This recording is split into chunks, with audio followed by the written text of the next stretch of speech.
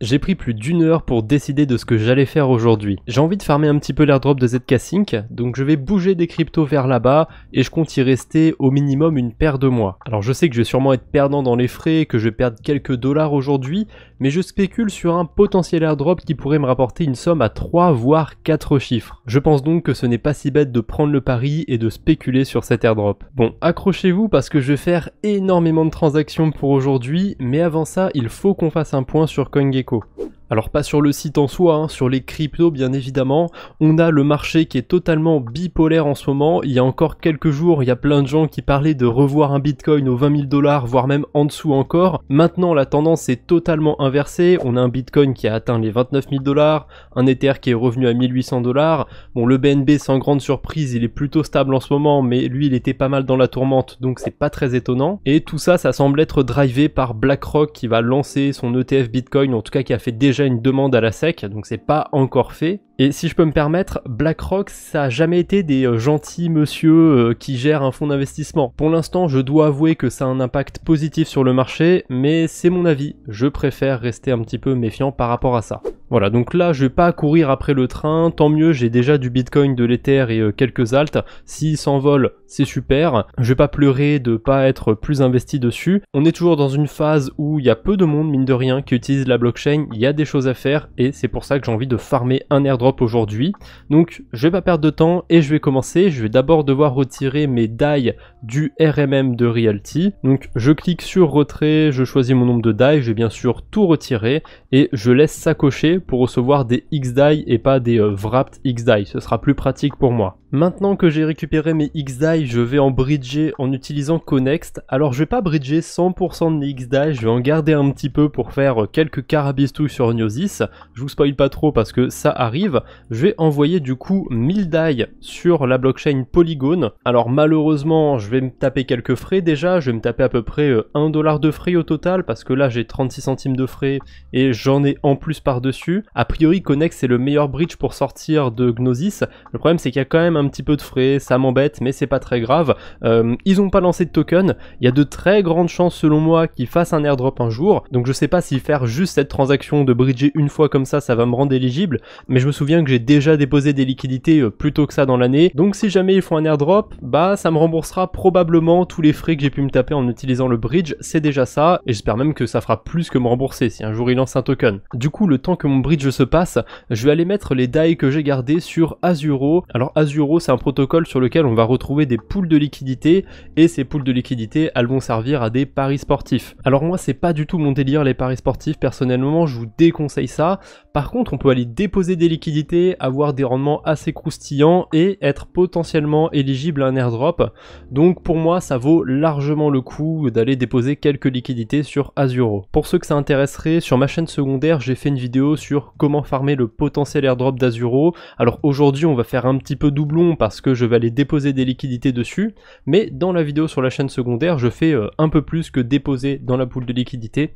Donc si ça vous intéresse, vous avez la vidéo dans les fiches et dans la description. Donc là, je suis sur la page d'Azuro, je vais aller sur les pools de liquidités juste au-dessus, et vous pouvez le voir, je vous ai pas menti, les rendements sont vraiment croustillants. On a 40% d'intérêt quasiment sur l'USDT Polygon et 30% d'intérêt sur des DAI sur Gnosis. Alors, petite chose assez spéciale, c'est que le rendement il est calculé depuis le début, depuis que le protocole existe.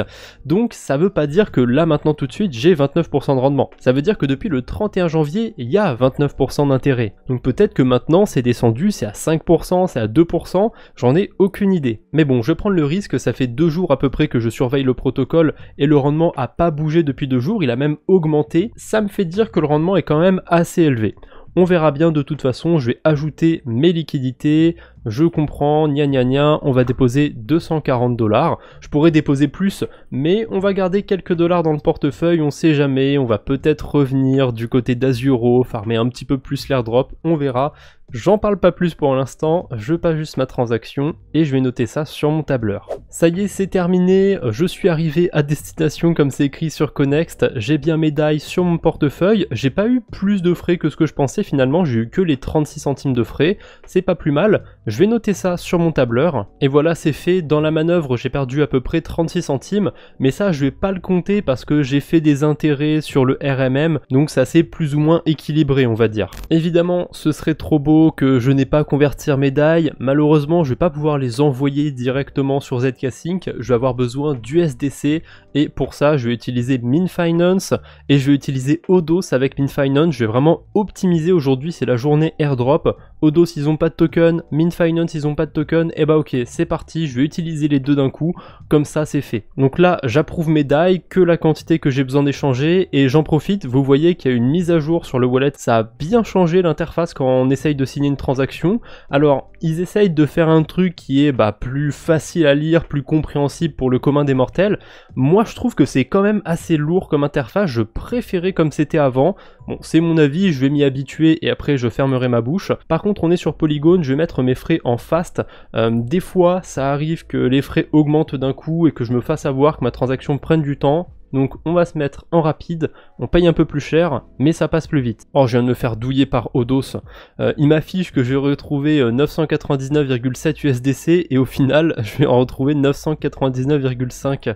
Saloperie. Bah écoutez, c'est pas très grave, j'ai la flemme de réapprouver un autre agrégateur. C'est le jeu, hein, quand on essaye de farmer des airdrops. Des fois, ça se passe pas comme prévu. Là, je vais juste perdre quelques centimes, entre guillemets. C'est pas très grave. Ma transaction vient de passer, je vais avoir mes USDC.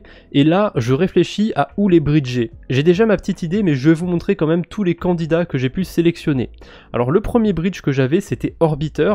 Depuis pas si longtemps, on peut commencer à bridger des stablecoins sur plein de blockchains. Le souci d'Orbiter, c'est qu'il y a des frais qui viennent par-dessus, qui sont un petit peu élevés sur certaines blockchains. Donc là, j'ai vérifié pour de Polygon à ZK-Sync Era. On a le bridge de Maison que j'ai utilisé plus d'une fois en vidéo, que j'adore, je vous conseille de l'utiliser pour aller éventuellement sur ZK-Sync Era et peut-être d'autres blockchains.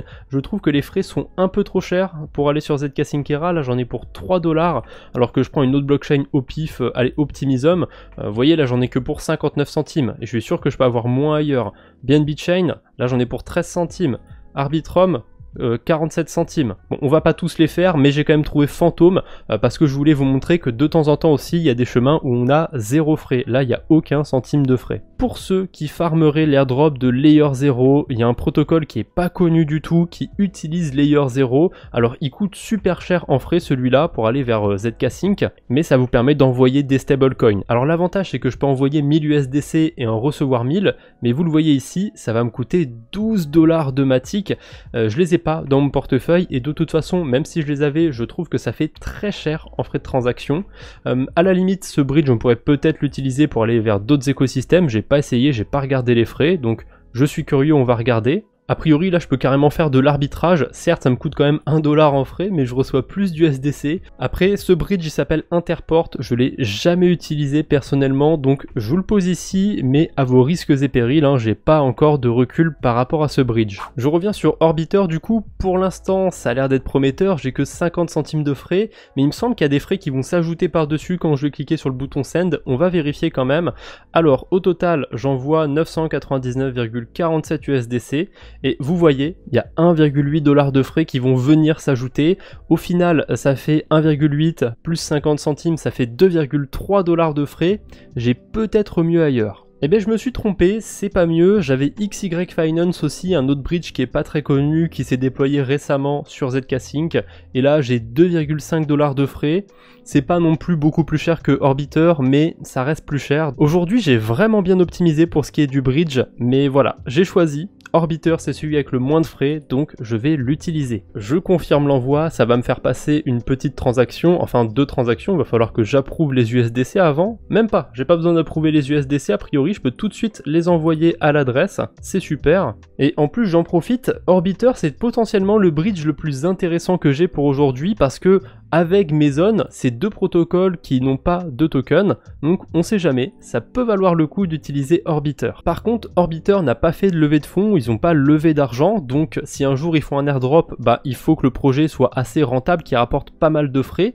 On peut voir sur cette page que si je cherche Maison, alors pas Maison Network, il faut vraiment faire attention au premier, eux pour le coup ils ont fait une levée de fonds de 4 millions de dollars, c'est pas une méga levée de fonds, mais quand même, ils ont de l'argent, ils ont de quoi faire potentiellement potentiellement un airdrop plus tard. Donc sur cette donnée, mes zones seraient plus intéressants. Et comme c'est un petit peu le sujet au cœur de cette vidéo, ZK Sync aussi, vous vous en doutez, ils ont fait une grosse levée de fonds, eux pour le coup, 200 millions de dollars. Ça s'est passé le 16 novembre 2022, donc à mon avis, si un jour ils font un airdrop, on a largement le temps.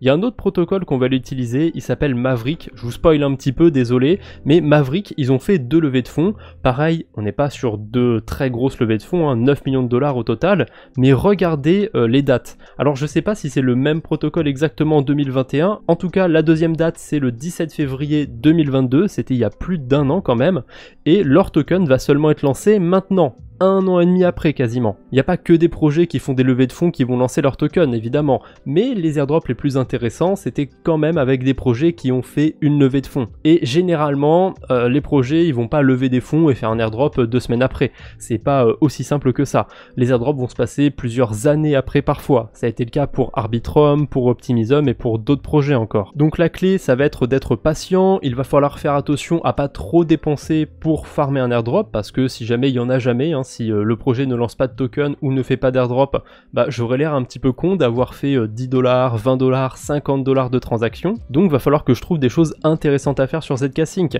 pour au minimum rembourser mes frais de transaction et au mieux bah faire des bénéfices sur le portefeuille. Et au meilleur du meilleur, faire des bénéfices et farmer le potentiel airdrop. Et pour ça, il y a encore une dernière clé, c'est de pas faire juste une transaction et espérer qu'un jour on ait une grosse somme qui tombe du ciel. C'est pas aussi facile que ça.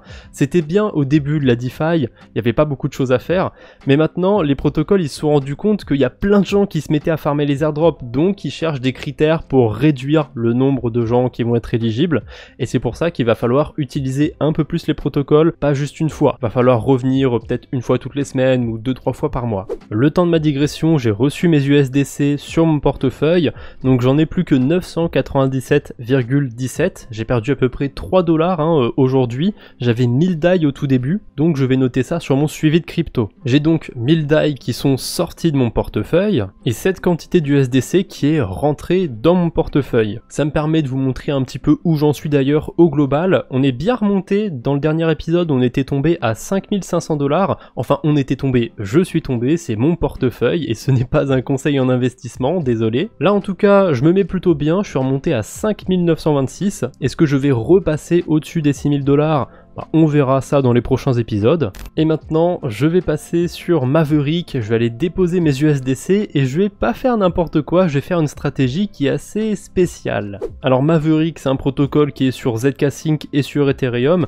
À mon avis, c'est trop tard pour spéculer sur un airdrop, il va bientôt être lancé leur token. Par contre, il y a des chances qu'ils lancent des incentives qui distribuent des tokens aux gens qui vont utiliser le protocole, hein, un peu comme on a sur PancakeSwap. Si vous allez déposer des liquidités, vous pouvez farmer du cake. À mon avis, on va pouvoir farmer du MAV, hein, ici c'est presque sûr, mais pour l'instant ça m'intéresse pas forcément d'aller farmer une crypto ou quoi que ce soit, ça m'intéresse pas non plus forcément d'avoir un rendement de 200% annualisé sur de l'USDC Ethereum, ou même encore plus, on a 500% juste ici. Moi, ce qui m'intéresse, ça va être de potentiellement avoir soit des intérêts ou alors d'acheter de l'Ethereum moins cher. Pour ça, je vais me mettre sur une pool de liquidité USDC Ethereum. Faites attention, il y en a plein. Moi, j'en ai choisi une qui a pas trop de frais. On est à 0,1% de frais. Et on a aussi 2% de WETH. Je suis pas sûr d'avoir bien prononcé le mot, mais en gros, chaque bâton que vous voyez là, il y a une différence de 2% sur le prix des actifs à chaque fois. Donc pour l'instant, on est à cette barre ici. Alors on voit rien parce que dès que je suis sur une barre, il y a cette grosse case qui s'affiche. Et si on vient à la barre d'avant, Ethereum, il va faire moins 2%. Si on va à celle d'avant, moins 4, etc., etc. En gros, c'est ça. Donc je suis sur la pool qui me convient, je clique sur Next, et là, je vais choisir mon mode. Alors Maverick, c'est un protocole qui est assez compliqué pour les débutants, donc je vais pas rentrer sur les détails de chaque fonctionnalité, c'est plus ou moins expliqué, mais là je vais rester vraiment sur le mode statique, c'est le plus simple à comprendre. En fait, je vais définir à quel prix je peux échanger mes USDC, mes Ethereum, et ça va rester fixe, ça va rester comme ça va pas bouger d'un coup, ça va rester statique. Donc maintenant, ce qui est intéressant à voir, c'est la distribution. Vous pouvez voir que c'est équitable de chaque côté. Je vais devoir mettre autant d'USDC que d'Ethereum, du coup, si je reste comme ça. Mais moi, ça m'intéresse pas, j'ai pas d'Ethereum à déposer. Donc, je vais tout simplement retirer les barres grises comme ça. C'est les barres justement qui correspondent à un dépôt d'Ethereum. Parce que je vais prendre une barre au pif. Vous voyez qu'ici, on a un Ether entre 1930 et 1960 $.